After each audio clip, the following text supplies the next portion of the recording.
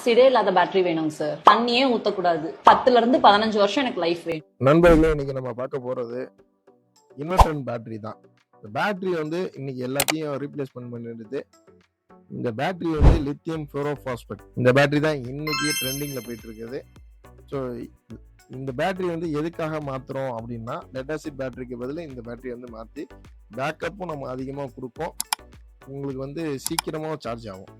இதை தான் இந்த வீடியோ ஃபுல்லாக நம்ம பார்க்க போகிறோம். இதை அன்பாக்ஸ் பண்ணி பார்க்க போகிறோம். இந்த இன்வெர்டரில் ஒரு முக்கியமான விஷயம் இருக்குது. அதை தான் இது இன்க்ளூட் பண்ணியிருக்கேன் இந்த வீடியோவில். ஃபுல்லாக பாருங்கள். இந்த பேட்டரி மாடல் வந்து MLB 188060. இது பார்த்தாலே தெரியும் இது எவ்வளோ கச்சிதமாக இருக்குது, காம்பாக்டாகவும் இருக்குது.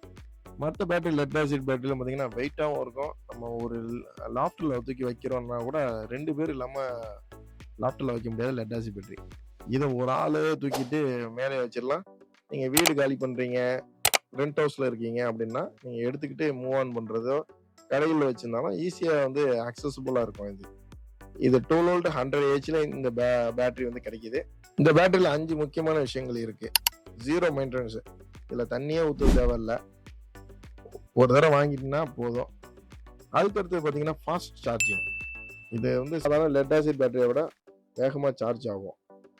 20 ஆம்ஸ், 10 ஆம்ஸ், 15 ஆம்ஸ்னு சொல்லிட்டு இதில் வந்து பட்டன்ஸ் இருக்குது. அந்த பட்டன்ஸ் நீங்கள் வச்சிங்கன்னா அந்த சார்ஜிங்கோட ஸ்பீடு வந்து இன்க்ரீஸ் ஆகும்.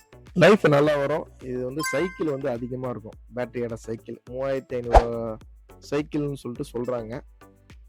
இதில் பேட்டரி மேனேஜ்மெண்ட் சிஸ்டம் ஒன்று இருக்குது. இந்த பேட்டரி சூடானாலும் பாதுகாப்பாக பார்த்துக்கிறதுக்கு இந்த BMS சிஸ்டமே இருக்குது. ஸோ இதனால் சேஃப்டியாகவும் இந்த பேட்டரி இருக்கும்.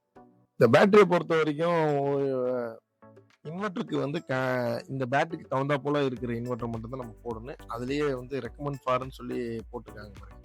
லித்தியம் ஃபெரோபாஸ்பேட்டுக்கு தகுந்தா போல இன்வெர்டர் போட்டால் மட்டும்தான் அது ஒர்க் ஆகும். பழைய இன்வெர்டர் எடுத்து வந்து இந்த பேட்டரியில் போட்டிங்கன்னா இந்த BMS வந்து கம்ப்ளைண்ட் ஆகிடும். இதுதான் இருக்கிறதுலேயே முக்கியமான விஷயம். நிறைய பேருக்கு வந்து நம்ம காம்போவாக தான் கொடுக்குறோம், காம்போவாக வாங்கிங்க அப்படின்னு தான் நம்ம சொல்லிட்டு இருக்கோம். நிறைய பேர் வந்து கேட்குறாங்க. அதுக்காக இந்த வீடியோவை நம்ம ரெடி பண்ணது.